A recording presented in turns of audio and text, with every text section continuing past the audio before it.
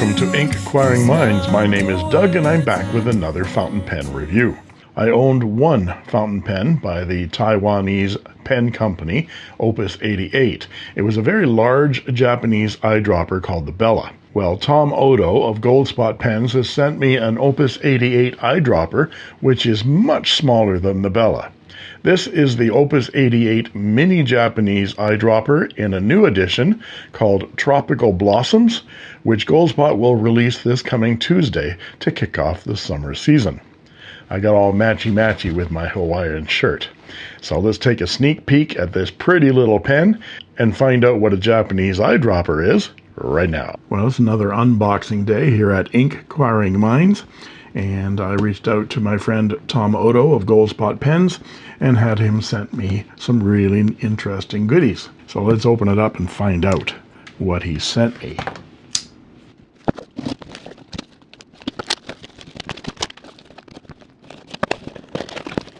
First we have an Opus 88. I haven't had one of these in a while. I had one and I sold it. And this is an Opus 88 eyedropper.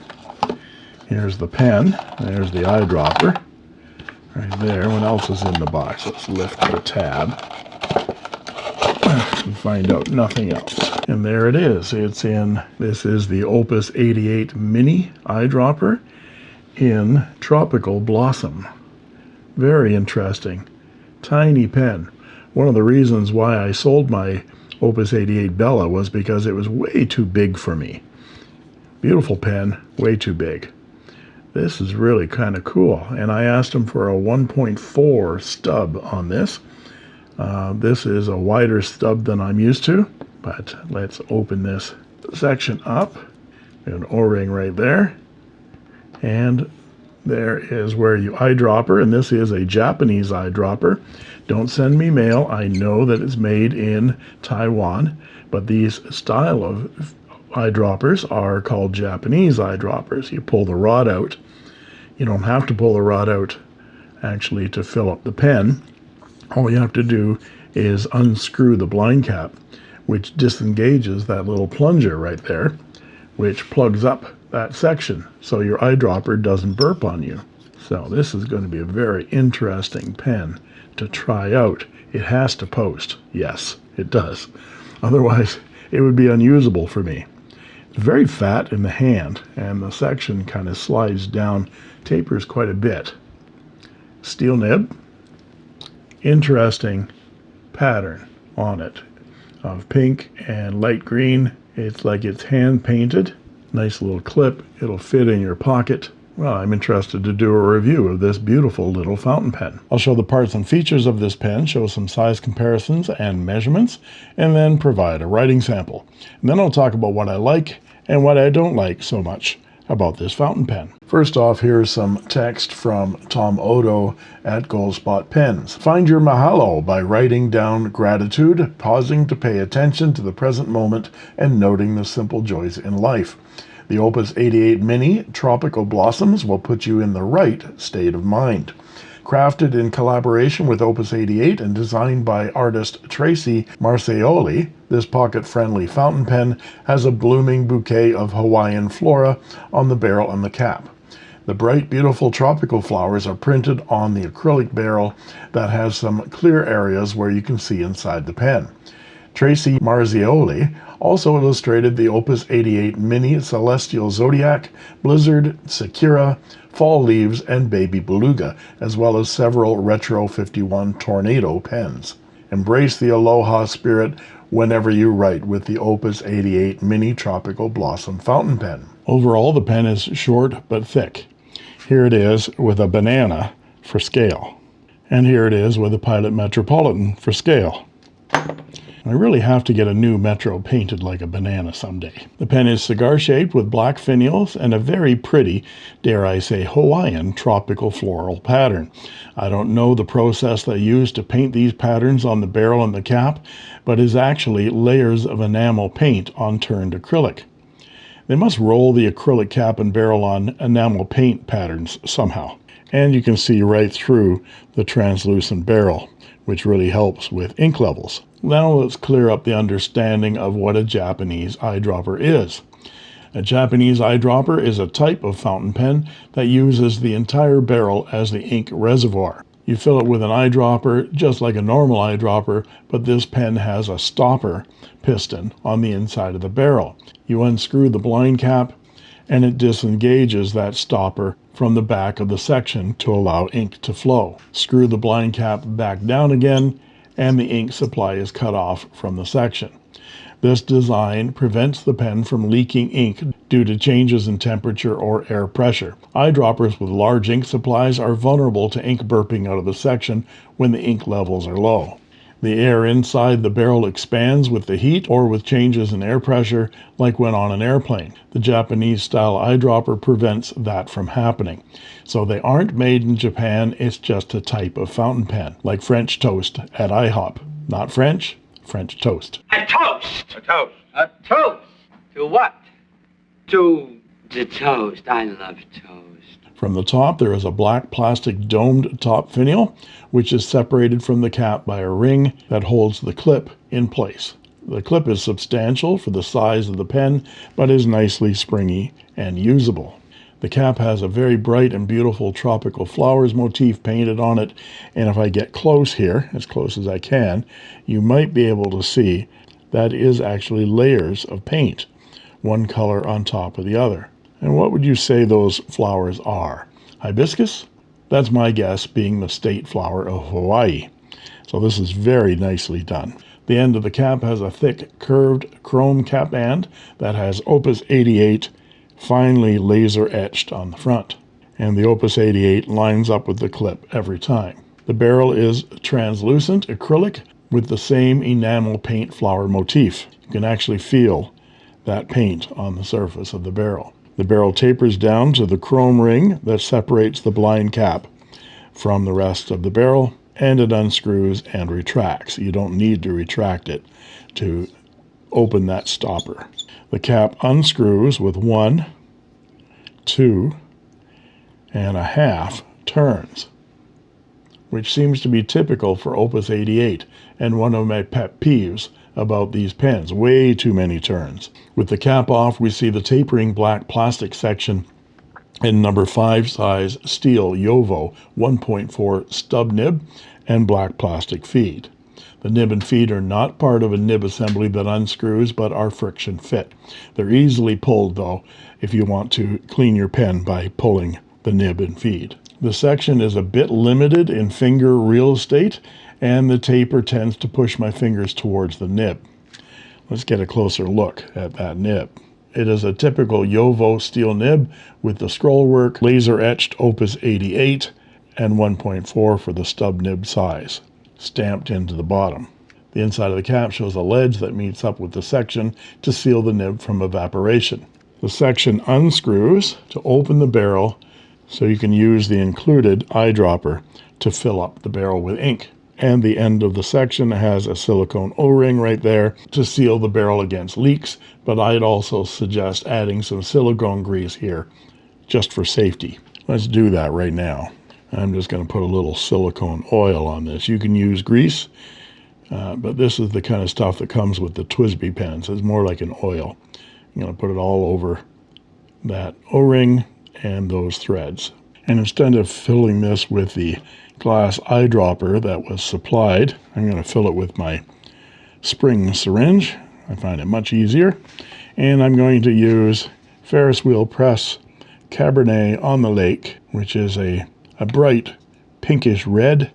And I'm going to use my Ink Buddy stabilizer because these bottles tip over so easily. Now this is a shimmering ink, so I've shaken it up a little bit. The first thing I want to do is to measure this barrel empty. I get 11.49. I press tare. Then we can measure the capacity of ink in this eyedropper. And the important thing is just to fill it to those threads right there. And that's because you need to give a little space here to keep from having an inky Archimedes experience. Archimedes might have yelled Eureka when his bath overflowed, but he just yelled, oh shit, when he forgot to leave room for displacement in his Japanese eyedropper. when he got Laban Greek mythology 2 Hermes sky blue ink all over his toga. Now we're going to replace the section. We'll spread that silicone oil and grease all over those threads.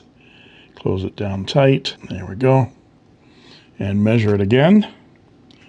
And we get 1.7 milliliters of ink. It takes a whopping amount of ink. The cap posts, thank the gods, because if it didn't post, this pen would be useless. And it does post securely. It's nicely balanced in the hand and is slightly longer posted than the Kaweco Sport. Unposted, the pen is just barely usable in my medium-sized hand. And here is my hand with a banana for scale. The Opus 88 Mini Tropical Blossoms is available starting May 20th at Goldspot Pens for about $79 US and comes in sizes EF, F, M, B, and 1.4 steel stub nibs. Now let's look at some size comparisons. And here we are with the Opus 88 Mini Tropical Blossoms with a Kaweco Sport in the Goldspot Limited Edition Amethyst, a Jinhao 82 Mini, which is very similar in size to the Sailor Pro Gear Slim, a Pilot E95S, and the Banana, the Pilot Metro. Now let's look at them posted. And here they are posted. These are all number 5 size steel nibs, with the exception of the Pilot E95S. Whatever size that is, I don't know, but it's a 14 karat gold nib. Now let's look at them unposted. And here they are unposted. Of course, the E95S is not designed to be written with, unposted, way too short to write with. But these 3 pens are in that territory as well. Now let's look at some measurements and I'll be back with a writing sample.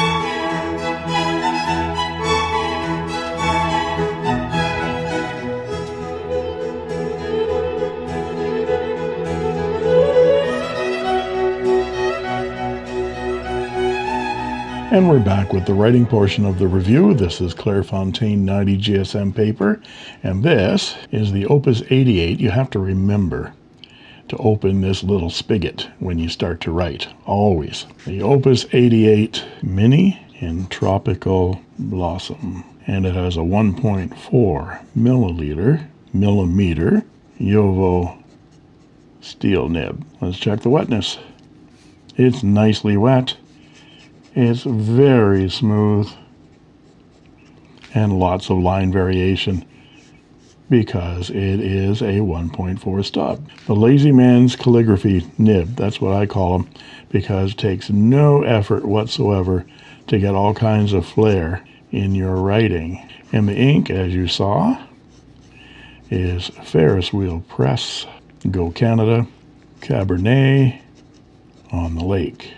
Sounds like the perfect thing to have with you at the lake in springtime. A little bottle of Cabernet and some nice spring-like flair in your writing. The line this pen makes is about 0.3 millimeters in the horizontal, and that is about a 1.0 millimeter, not liter, millimeter in thickness on the vertical. Why isn't it 1.4? Well, they don't write all the way edge to edge. So if you want a 1 millimeter wide thick downstroke, you're going to need a wider stub than a 1.1. And for our quote.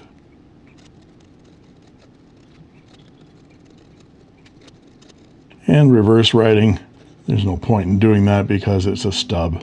And for some quick writing. Yeah, that's a very thirsty nib, and the feed is keeping up very, very nicely. No worries. So what do I like and what do I not like so much about this fountain pen? Well, I love the look of this pen. It's small enough to keep in your pocket or purse and holds a lot of ink. The 1.4 steel Jowo stub nib is smooth, wet, and creates some very swoopy line variation with no effort at all. Swoopy is a technical term. Look it up. And the pen is relatively inexpensive at only $79 US. There are some things that concern me about this pen, however. As is typical with Opus 88, the number of cap turns to uncap the pen is excessive. I know that the cap only has one thread starting point so as to keep the logo aligned with the clip. I'd give up that alignment, or better still, the logo on the band, which is at the top of the barrel and faces the bottom of the pen anyway, for one less cap rotation. And this section is too short and tapered for my liking. Although well balanced, I have to keep 2 fingers on the section, and my thumb rides up here on the fat barrel, which makes it slightly uncomfortable for long writing sessions. It is good that this cap posts well on the barrel because the pen is so small. But the girth of this pen rivals some of my fattest pens. No offense. Here is the Montblanc 149 sized Wingsung 630, and the Opus 88 is fatter than a Montblanc 149. So there you go. Thanks go out to Tom Otto of Goldspot Pens for loaning me this beautiful fountain pen for review, and for loaning me his Hawaiian shirt. You'll get it back real soon now, Tom. If you like this video, please like and subscribe, and don't forget to ring that bell to get instant notifications whenever a new video is posted. And you can join as a member of my channel for only 99 cents a month, and I guarantee I'll answer your comments in the comment section. You'll get cool emojis, badges, sneak peek unboxing videos, as well as instant access to my videos the moment I post them. And that just leaves it for me to say thank you for watching,